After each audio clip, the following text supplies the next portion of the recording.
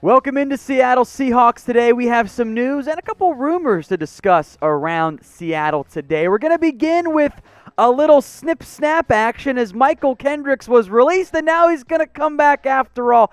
He'd been released from the practice squad on yesterday, I should say, Bob Condata now says, hey, he's going to re-sign with the practice squad after all, which is weird. Apparently, what happened was Kendricks had, or at least thought he had, a deal to sign with a new team, and then that fell through, so instead he's going to stick around. Now, Seattle was the one, per the NFL transaction wire, that actually cut him, which they didn't need to do because if he was going to sign with a new team, he can just leave. Like, he will, void his own practice squad contract. So, okay, it's weird, but he's still here, I guess, is the main takeaway at this point.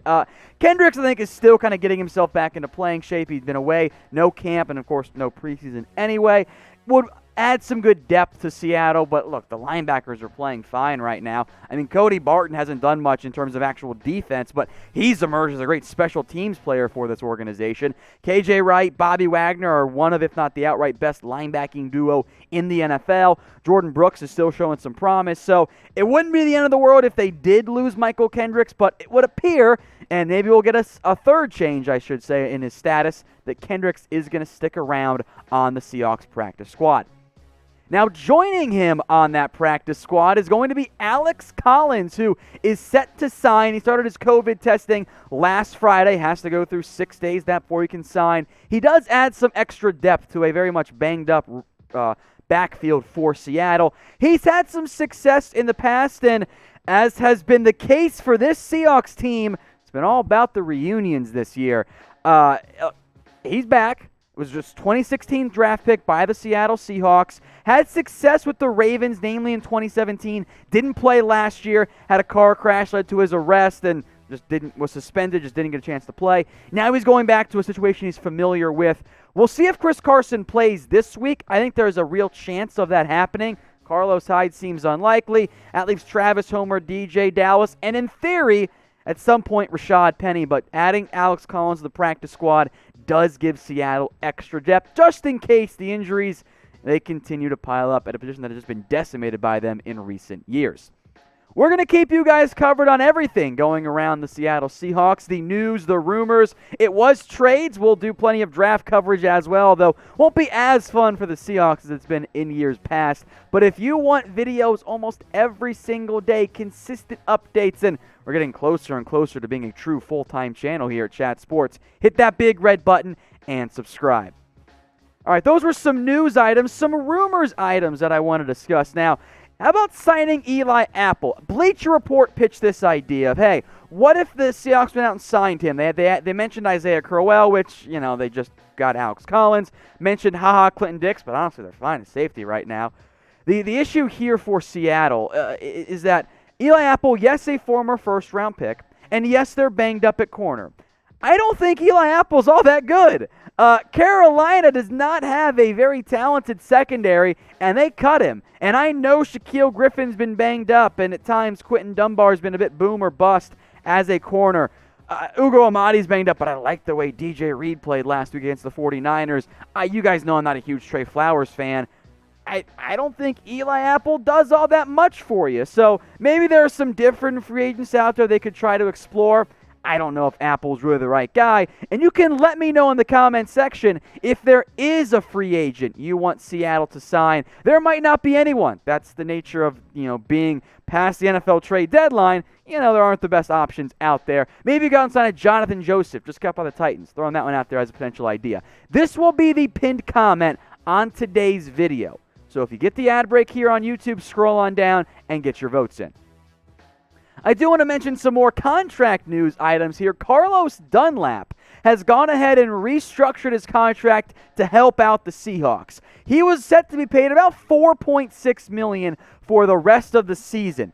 Instead, he's taken a pay cut down to just $2 million for the rest of the year. Now, as part of this agreement, Dunlap has got a $3 million roster bonus due early in the offseason next year. That boosts his total contract cap hit to over $14 million. So they're probably going to cut him after this year, making him a rental. But you know what? It's a good rental. for Seattle. Benson Mayowa a bit banged up. I don't know if you're going to see 2019 Carlos Dunlap. You're probably not. But with LJ Collier not playing all that great, he's still been a little bit inconsistent, but I like him as an inside-outside guy.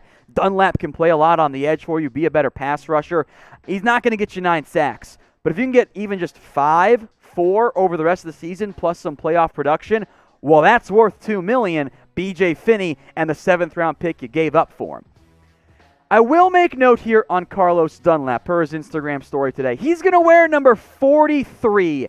And I don't know how I feel about that. I don't love that number on an edge rusher, so we'll have some fun here. I want you guys to grade Carlos Dunlap's jersey selection, of course, if it is going to be 43 based on his IG story. I'm going to believe it.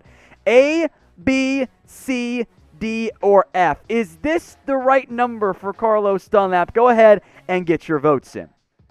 Today's show is made possible by our sportsbook partner, BetUS, and they're hooking you guys up with a 125% deposit bonus. What that means? That's pretty simple, right? You head over to chatsports.com/bet. You use the promo code you see on screen. That's Seahawks 125. You put down $100, which is the minimum, get that deposit bonus. They're going to give you an extra $125 for free to bet with. That's a ton of extra money that you can spend on probably betting in favor of Seattle this year. So go check them out, chatsports.com/bet. The promo code is Seahawks125.